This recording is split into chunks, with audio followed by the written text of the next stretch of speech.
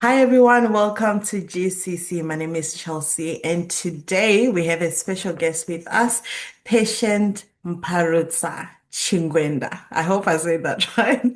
Mhm.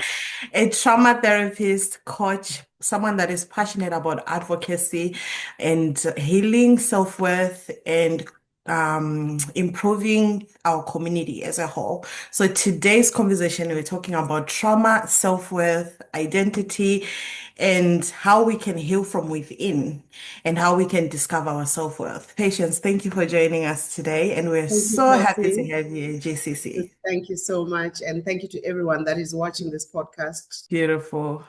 Just so that we can dive right into it, Patience, please tell us about yourself, your journey, and why you're doing the work that you did today. Okay, like you said, Patience Mparutsa-Chigwida is my name. Born in Mhm. Mparutsa, married Chigwida. I'm a mother of two daughters and a son, a grandmother to two beautiful girls, and trauma is my second nature.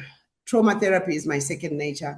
Like Mm, when we did this before, like when you wanted to getting to know me, you asked me how I then ventured into trauma therapy. This is yes. all because of what happened in my life. And the Mm, worst that could have happened to me was being homeless. ooh, okay. That's an At, interesting topic on its own. Yeah. yes, yes, at a particular Mm, time in my life, I was homeless. And from that instance, that's where I started being able to relate to people that go through traumas because you don't know mm, somebody until you know them, until you hear yeah. their story. And when people start championing and advocating for certain things, you try and think, why are they staunch about it? Why are they Mm, so eager to talk about what they've gone through? Or why do they behave in the way that they behave? right. So after having been homeless and then later on in my life, I started working with the homeless community. So Mm, I then realized that God wanted me to go through that phase of my life so that I could understand the homeless community. So that's when I started doing trauma therapy just to understand. And I know a lot of people, when they see the homeless community, they're like, "Anozvitisa, akajaidzwa," and yes. things On the like way my that. drugs, or Yes, you know? yes. Yeah.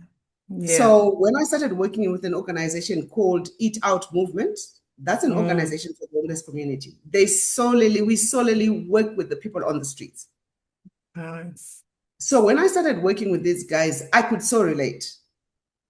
I could hear them Mm, even before they spoke. I could hear their inner person to realize that they're not on the streets because of choice. Were it not because for you've people been that through came that. through, Mm, yes, yes, it was mm, so easy for me to relate to people that are homeless and to people that are mm, in circumstances that they cannot explain. How did I find myself here? How did I end up here? So that's how I then ventured into trauma therapy. And that's one of the main reasons why I started advocating for women and girls. I am a staunch advocate for mm. women and girls. I will I will bet even the last breath of my life for women and girls. Because when I Mm, started dealing with the homeless community, the most vulnerable on the streets are women and girls. They yes. go through the worst. And when I Mm. say the worst, Chelsea, I mean the worst. They are Like so we're vulnerable. talking Yes. sexual abuse, we're You are talking talking. every form of abuse, every form of Mm. abuse. And some of the things you think, is this real? Can anybody go through this? But when I then started what we called street diaries, it was heart rendering. And I would come home and I would just cry. And one of my daughters ended up saying to me, "You need to stop doing this. You need to Mm. stop going on the streets because each time you come home, I would just lock myself in the bedroom and then I would just weep because I would Wow. think, why would these guys do such heinous acts to these women and these young girls? Especially for the young girls, it is more traumatic than you can think. So that's how I Mm. ended up being a trauma therapist. Wow. So Yes. profound. So can you Yeah. tell us what is trauma? Specifically in our communities, we don't really talk about it. What is it? How can someone identify that? Okay, this was a Trauma is, traumatic experience. yes. Trauma is when something that happened to you, whether yesterday, whether 10, 15, 20 years ago, and you have no one that you can talk to about something that hurt you, something that pained you, and you never got a chance to really speak about it. But what then happens in your journey of life, there are triggers that take place. For instance, I will continue to relate to the girls on the streets.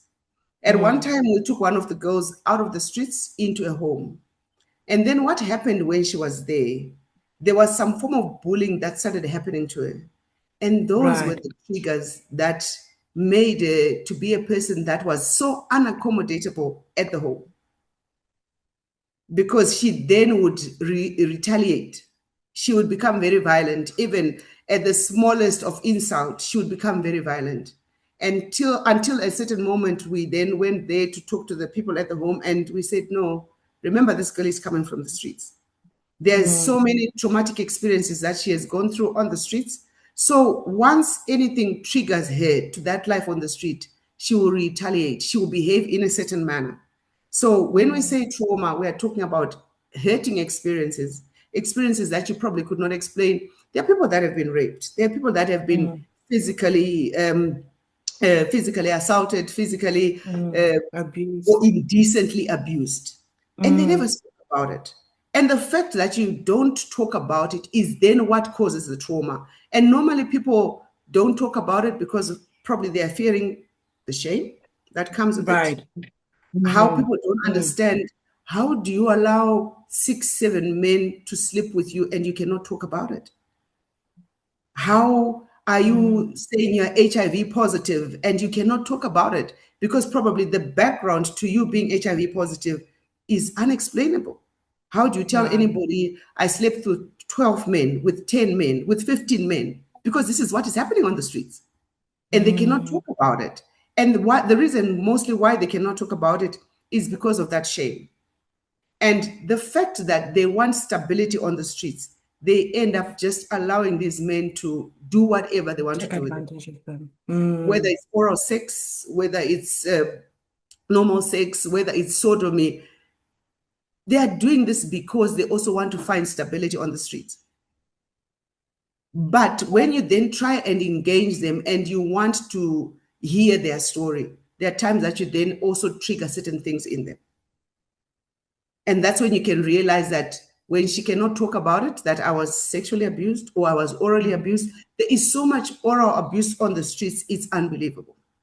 And it's not only from the homeless guys, it's even from people that are coming from homes. They're coming onto the streets and they're taking advantage of these girls. Of these girls. It's Yes. even names that we cannot talk about of people that are going onto the streets and they're abusing these women. And Chelsea, it's not only on the streets, it's even in Mm. some households. When we then have workshops with women, they will tell you that my husband continuously rapes me, or I've been sexually abused by my brother, I've been sexually Right. abused by my uncle. And when you then want to talk about it, or one thing that I have taken so much note of is when you want Mm. to embrace. When you want to Mm. embrace most of the people that have gone through traumas, you can't embrace them. They are not Why? as Why close is as you that? think. It's because when most of the time when somebody wants to abuse you, they will embrace you so that you get closer to them and they're able to Right. abuse you. Yes. So So for it'd be a them, trust issue. yes. So for them, how do I trust you? How do I Mm. believe this is just an embrace and you do not want to take Mm. advantage of me? So my Mm. journey on the streets is what made me want to go into trauma therapy. I wanted to understand the feeling. I wanted to understand the behaviors, and it was especially Mm. the behaviors. The behavior of those girls or those women on the streets, Chelsea, you think no woman in their right sense can behave like this. No Mm. woman in their right sense will want anybody to take advantage of them. But they also found power in probably sleeping with a lot of men so that there is protection on the streets. Right. Yes. So Right. that's one of the main reasons after I'd been on the streets. And then later on, I then was able to go into homes or just being able to deal with women in society that are going through various forms of abuse. Why do so many people struggle with their self-worth? Bring it on again. A lot of women. I am now also an esteem coach. So we are dealing either with Mm. too much esteem or too low self-esteem. And this Mm. is because there are things that have happened to people in the past that they could never talk about. So what they Right. only do is they're either suffering from low self-esteem or too high self-esteem Too to high. protect them. They're wanting to protect themselves. They're wanting to protect their image. And Mm. more often than not, they don't realize that the people around them don't know what happened to them. Mm. And for them, they continuously feel guilty, whether it was abuse from home, from a parent, from a step parent, from an uncle, from an aunt. They don't know that people probably don't know. Or if they know that people know, they then put up a facade to say that this is who I am and you can't do anything. And half the time you realize it is just a facade. It is not Mm. that person. They don't want either to be questioned, they don't want to be told, they don't want you to then say anything that is against their beliefs. And more often than not, when people are abused, in whichever way, they come up with a certain behavior. And this Mm. is only to protect themselves. They're either too loud or they're too quiet. Mm. And then when you then get a chance to get into them, to go deeper, you realize they're coming from a background where some form of abuse took place in their Has life. happened. Yeah. Oh wow. So eventually you realize that their esteem is so mad because they don't know how you feel about them. They don't know what you think about them. Thus, they build up that facade so that you don't ask them. And their esteem now is meandering. Normally, people with esteem issues, their esteem is always meandering, either too Mm. low or too high. So that's how you get people that are suffering from either low self-esteem or too high esteem Too issues. high. Mm. Yes. And normally, What? Chelsea, when I talk to people, I always say, the past is Mm. not your fault, but the future is your responsibility. Be accountable for Mm. your future. We can't help it that you were raped. Change the We can't past. help Yeah. it that you were abused in any way, be it physical, be it Mm. sexual, any form of abuse that happened to you. Learn to say, this is my stepping stone. Build from Mm. that past where you were abused. Make hay with with whatever was thrown unto you. Just make sure you start building stepping stones into a better future. You can't Right. hold on to the past. And more often than not, you realize that people are holding on to, if it's a step parent, probably that step parent is dead. Probably that step parent is 20, 30 years out of their life. But you're still carrying that burden. You're still carrying those issues to say, they abused me. And half the time I have noticed, Chelsea, when you then ask the person, Saka munhu akakuabuse or ari kupi?" They probably don't know. Or they'll tell you that person is dead. Or we separated 20, 30 years ago. Why are you still carrying that person? Why are you So allowing yourself to be burdened? will it then be an issue of forgiveness? Like, would you say that person will need to forgive the person that has hurt them or I forgive normally themselves? I normally ask people to start forgiving themselves. Forgive yourself Mm. first, then you can Mm. forgive the next person. If you cannot Mm. forgive yourself, that's when you probably realize you cannot even forgive the next person. Forgive, and Right. people will say, what is there for me to forgive myself on? There is a lot to forgive yourself on. Because Yes. more Mm. often than not, we start blaming ourselves. Probably when you talk to people that have been raped, they'll tell you, probably it's the way that I was dressed. But we have people that will be wearing clothes that are covering the body, that is not exposing Mm. any flesh, and they're still raped. Yes, you're right. We have Yeah. people that are carrying themselves so well, but they will still be raped. Or Mm. somebody will say, like when you talk to more often, stepchildren, it's because my stepmother was fighting a battle with my mom. But that's got nothing to do with you. It's got nothing to do with you. You have to Mm. understand that you didn't cause any of these scenarios that befell Yeah. you. So forgive yourself for blaming yourself. We need to start to learn to forgive ourselves for blaming ourselves for the things that we did not cause upon ourselves or even Mm. cause around to the people that are around us. So it starts with you. Forgive yourself, pick up the pieces. And I will always say this, do not leave the pieces behind. Pick up the pieces because those pieces are what then makes you. Those are the pieces that build what you want to build to go into the future. You can't leave any of the broken pieces. I've read there's a reading that I came across that when one Mm, of the jars break, they always make sure that they mend them with a piece of gold to make them unique, to take away mm, the brokenness. So pick up the pieces and take out and believe in yourself that from these pieces I can build a great person. From these pieces, the world will hear about me. Be very intentional. mm, Be mm, very intentional. Don't just drag your feet along and say, I've been abused, I've been neglected. mm. Why not pick up the pieces and take away the neglect and make use of the neglect that was done to you to build up the next person? Oh. So, what are practical steps that someone can take to build their self-confidence? You mentioned about picking up the pieces. It's always good to know what you're better at. Know who you are. When you know who you are, nobody else can determine for you what they think you are or who they Yeah. think you are. Know who you are. Be intentional about knowing your strengths and Mm, capitalize on your strengths. A lot of people have capitalized on their weaknesses and they're like, I'm not good at this. I can't do that. I will not be able to mm, do it. Why not say I can do it? Even the word tells us, I can do all things through Christ who strengthens me.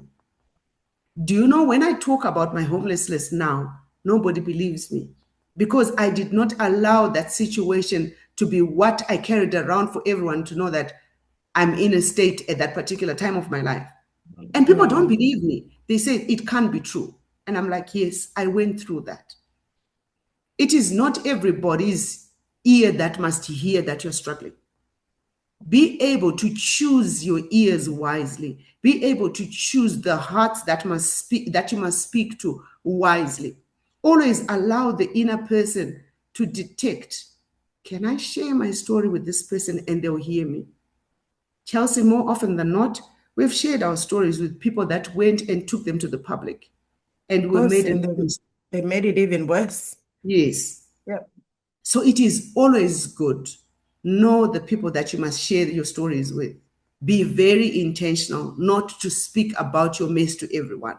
Because before you know it, it's all over. And that in itself, when you know that your story is all over, it actually damages you. That's when people start suffering from low self esteem because now they can't Mm, go, look at me, look at the way that I look. But if I go out there and tell them I'm homeless, would anyone no, no, believe no. that? No Yes. way. So it is not for you to carry your burdens around, but it is for you to build from your strengths, to know and understand what are you good at. At that time when things were in such a mess for my life, that's the time that I joined the organization Eat Out Movement and would go to the soup kitchen and would cook Mm, for the homeless community. We would find clothes. I made sure that I was not idle. I made sure that I did not allow any second of my life to be idle and to be alone.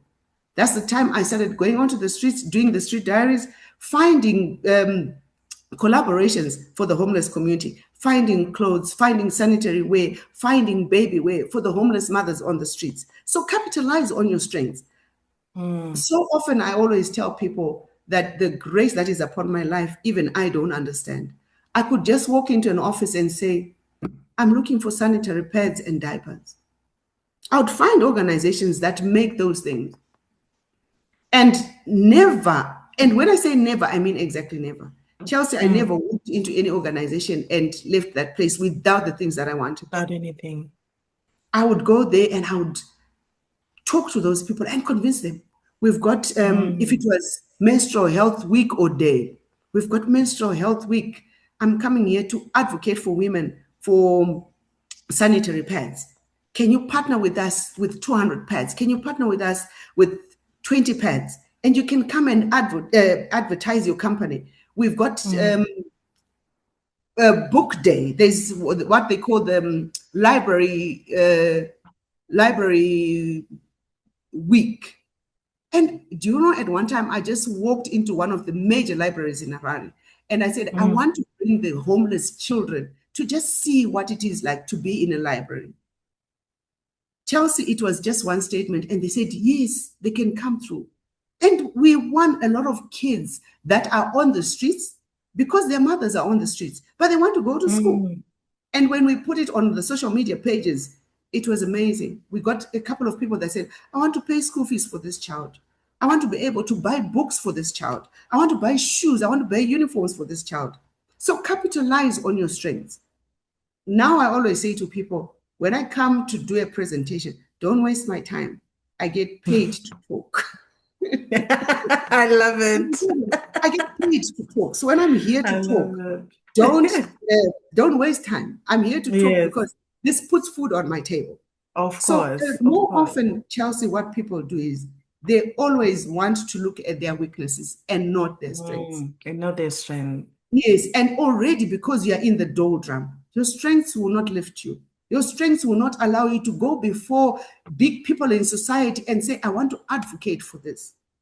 I want to speak on behalf of women that are suffering from STIs. Chelsea, the women on the streets suffer from STIs. But you Mm, cannot be able to advocate for them if you are not complimenting yourself. You have to compliment yourself. Before the next person mm. does that, you must be able to do that on your own.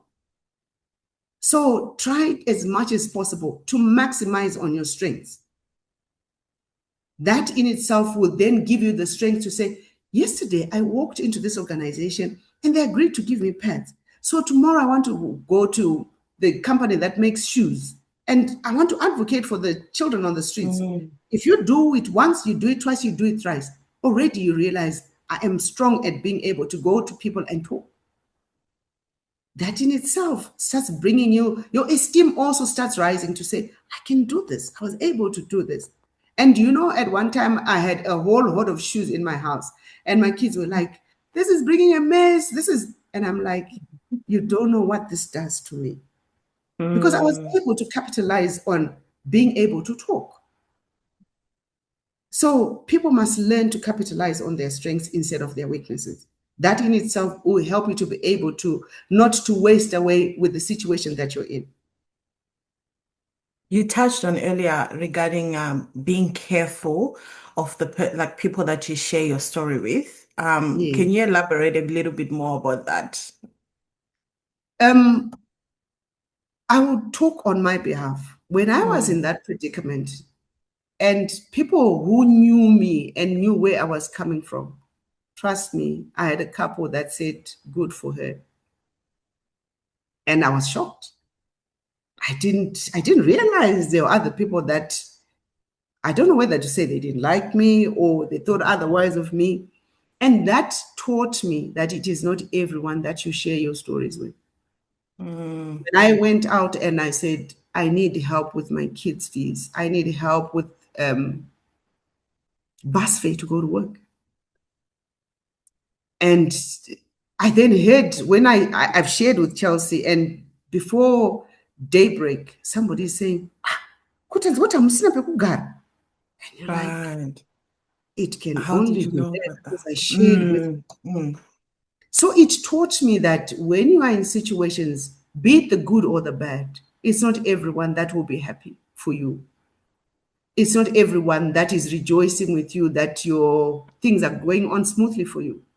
So I learned from my situation that be careful. It's not every ear that is listening that is going to stand with you or stand for you or stand by you.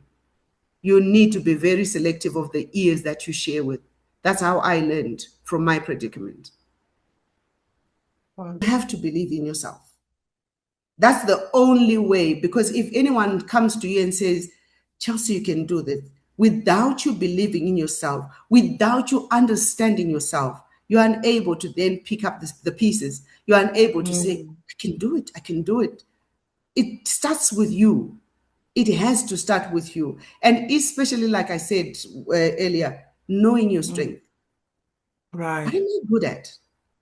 And if I'm good at this, who can I go and share with so that they also understand me? And one thing as well, have accountability partners. Have people that tell you the truth. Mm, Have people that tell you the truth that you're good at this and you can do it. But more often than not, we then don't know the people to go to and how to right. go and Yeah. say, this is how I'm feeling. This Yes. is what I want to do. You have to have cheerleaders in the terraces that are also cheering you on. Because when nobody is cheering on, you don't realize how strong you are at a particular thing. And even when you believe in yourself, you want somebody to say, oh, wow, that's powerful. Oh, wow, that's impactful. You have to believe in yourself. More Mm, often, people don't believe in themselves. That's how you find that even when you're good at doing something, you try and do it once, you try and do it twice, and you think, it's not working. That time I messed up here or I messed up there, and then you just leave it. Or that's when you then find there are people that continuously do things that then don't mount to anything. They'll tell you, I tried doing this, it didn't work. And then I tried doing that, it didn't work. But you can't. Look at how they talk about KFC. How many times did he try until eventually he got it many right? times, yeah. Look Yes. at people like Coca-Cola.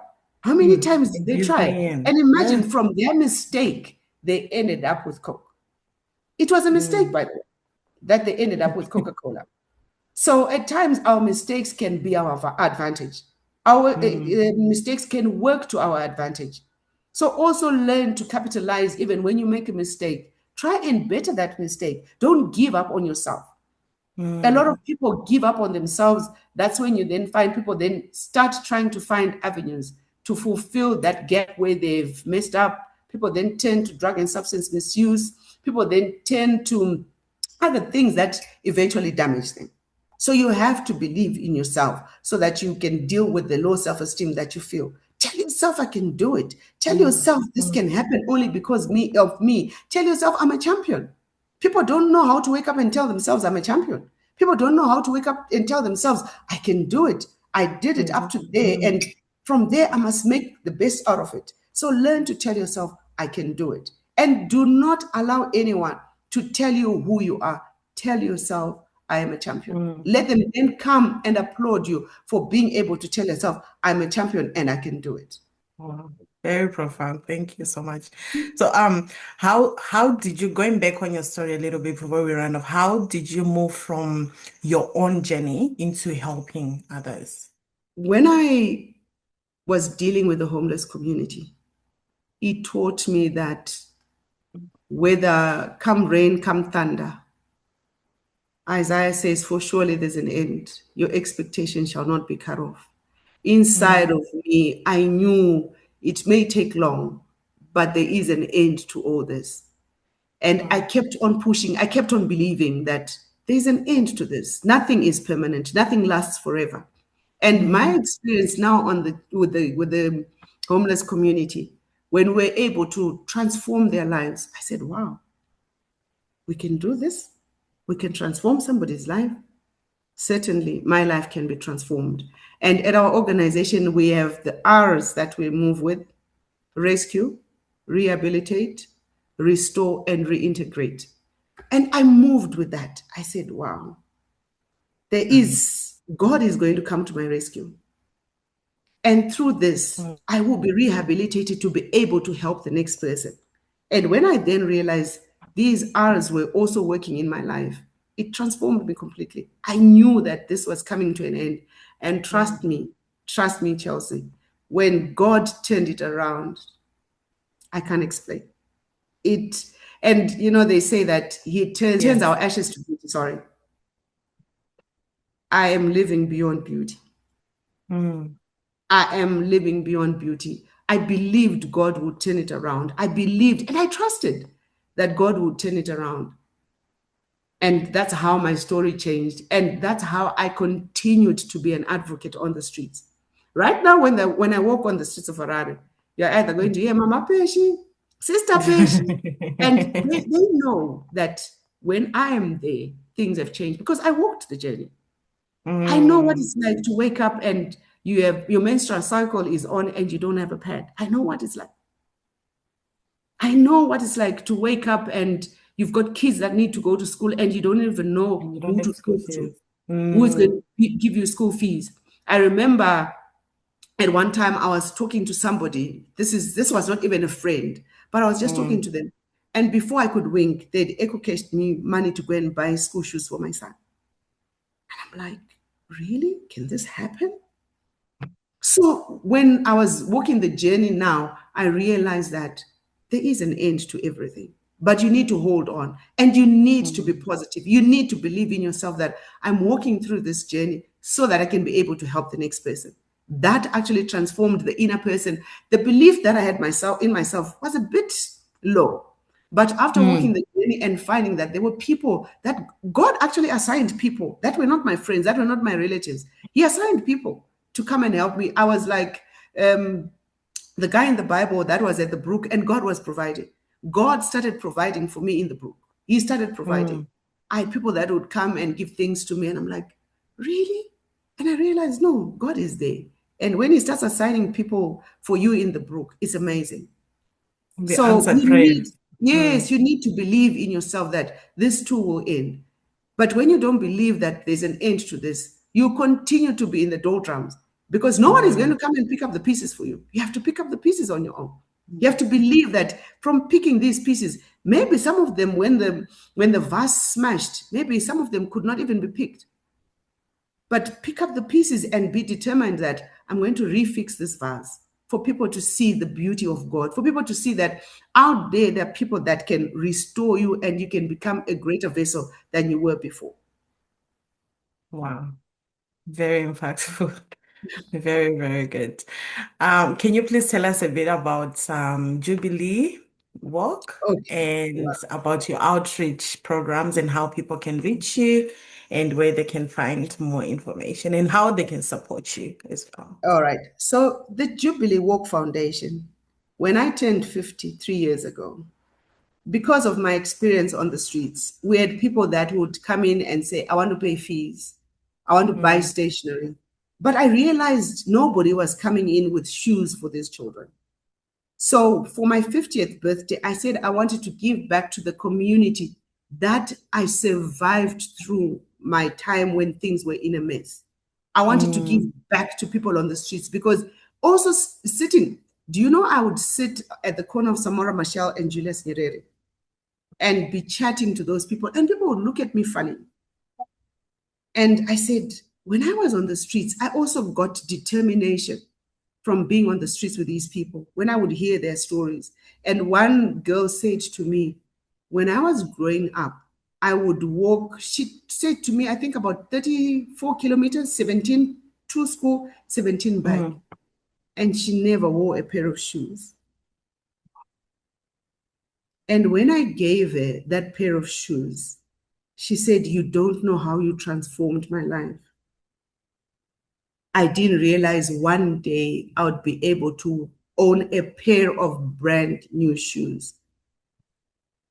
A pair of brand new shoes. So that's how the Jubilee Foundation started.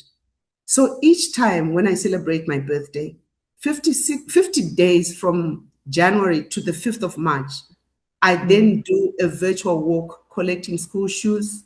And then along the journey, last year somebody actually said, I'm not giving you only shoes, I'm giving you socks.